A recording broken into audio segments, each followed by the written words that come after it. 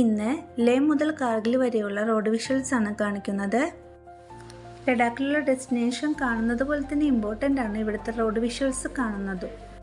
ലേയിൽ നിന്ന് കാർഗിൽ എത്താൻ വേണ്ടി 217 കിലോമീറ്റർ ഡിസ്റ്റൻസ് ഉണ്ട്. ഇത്രയും ഡിസ്റ്റൻസ് കവർ ചെയ്യാൻ വേണ്ടി 6 മണിക്കൂർ എടുക്കും.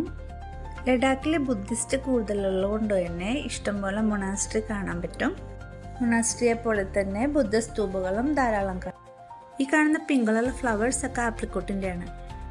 ഏപ്രിൽ മുതൽ മെയ് വരെ ഇതിൻ്റെ സീസൺ ടൈം ആയതുകൊണ്ട് ഈ ഫ്ലവേഴ്സ് ധാരാളം കാണാം.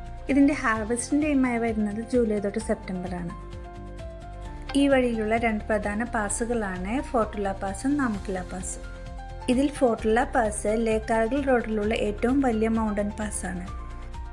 ഇതുകൂടാതെ പോണ വഴിയിലൊക്കെ വ്യൂ പോയിന്റുകൾ ധാരാളമുണ്ട്. ഇവിടുത്തെ മൗണ്ടൻസിലൊക്കെ സ്റ്റോൺസിന് അത്ര ഉറപ്പില്ലാത്തത് കൊണ്ട് ഏത് നിമിഷവും റോഡിലോട്ട് വീഴാവുന്ന രീതിയിലാണ് നിൽക്കുന്നത്. ചില സ്റ്റോൺസൊക്കെ റോഡിൽ തന്നെ കിടക്കണം കാണാം, ചിലത് വണ്ടികളിലോട്ടും വീഴാറുണ്ട്. ഇങ്ങനെ വീഴുന്ന സ്റ്റോൺസുകൾ ബൈക്ക് റൈഡേഴ്സിന് അപകടം ഉണ്ടാക്കും. ഈ സ്ഥലത്തിന് മൂൺലാൻഡ് എന്നാണ് പറയുന്നത്. ഇത് ശരിക്കും ക്ലേ ആയിട്ടുള്ള മൗണ്ടനാണ്. ഓരോ സ്ഥലം മാറുമ്പോൾ ഇവിടുത്തെ മൗണ്ടൻസിൻ്റെ ഷേപ്പും കളറും മാറിക്കൊണ്ടിരിക്കും.